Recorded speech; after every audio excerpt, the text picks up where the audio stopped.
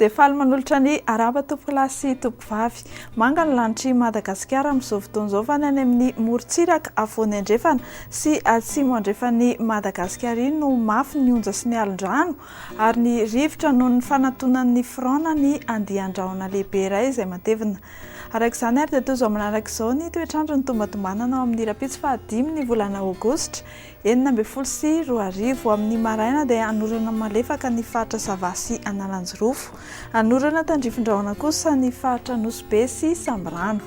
Ifandimy ny rahona sy masoandro ny amin'ny faritra sisa faoriany fisavan'ny andian-javona vao maraina, ny aty amin'ny faritry ny avoatany, ho mafimafy ny fitsokan'ny rivotra ny amin'ny tendrony avaratra.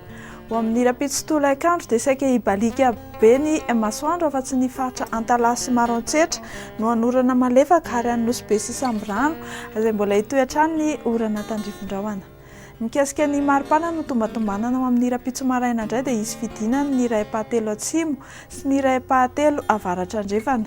Ny maripana vao tombatomana izao ny tarehimarika dia 7 hatramin'ny 4.0 degré ny aty amin'ny faritry ny Atitangy, ny morontsiraka kosa 5.0 hatramin'ny 2.20 degré Celsius. Ho amin'ny rapitso tolakandro dia izy fidinana ny faritra atsimo atsinanana, hiakatra kosa ny faritra avaratra atsinanana, 3.30 degré Celsius ny ambony indrindra hitantsika hatrany any amin'ny faritry Maheva-Tanàna.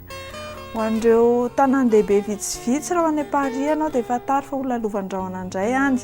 Ny faritry Nairobi sy Bangkok koa dia tahak'izay fa anorana malefaka ny Milan, hibalika be masoandro ao Johannesburg.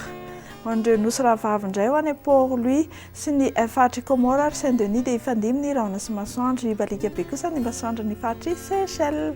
Eny ary tompoko lahy sy tompoko vavy dia izay indray no mamarana ny meteo antsika manome fotoananao amin'ny manaraka indray. Veloma tompoko.